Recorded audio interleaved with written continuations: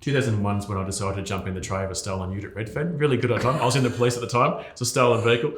Good idea at the time, but I knew I wasn't coping before then, but I just didn't know what it was. I thought I was just weak. I was in the wrong job. And How did you know you weren't coping? I was a lot more withdrawn and reserved. I was getting emotional about events. I wasn't coping. I was shutting myself down. I wasn't socialising as much. Okay. Little things that I was aware of but didn't know what it meant. I just thought that I'm in the wrong job because I was in Redfern, very macho sort of area, a lot of high crime, a lot of big egos down there. And I just knew that I wasn't coping as well as I was. I just thought it was me. I didn't understand it was the events I was involved in because there's no education, awareness about it. So on that day, I jumped in the tray of the stolen ute. I thought I was going to die. I should have died. I went off work. I said, I can't do this anymore. And actually got in trouble off the boss for what I did, but that's a different story. But I went off and I actually went and got help. My wife at that time was very supportive, and I knew that if I didn't do something, then something serious would happen to me. So I went and did the unpolice-like and unbloke-like thing. I went and got help, and it saved my life because I knew that I didn't want this diagnosis to control me. I didn't want it to define the rest of my life. I didn't want living in fear based on my past experience. I wanted to be back, and because of that, I went back to work for 10 years. I finished writing a book. I finished my law degree. I broke 3 world records. And I was enjoying life. I was a very loving and supportive father. I was promoted to senior sergeant at work. I was a police prosecutor for 7 years. I loved what I was doing.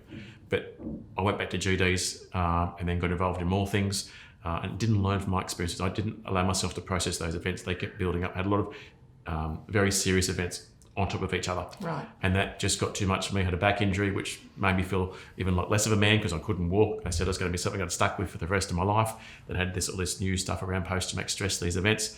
And I made a decision, look, I could try and fix it and then go back again. Or I could just say, look, I've served my time. I need to go and do that. And I did that.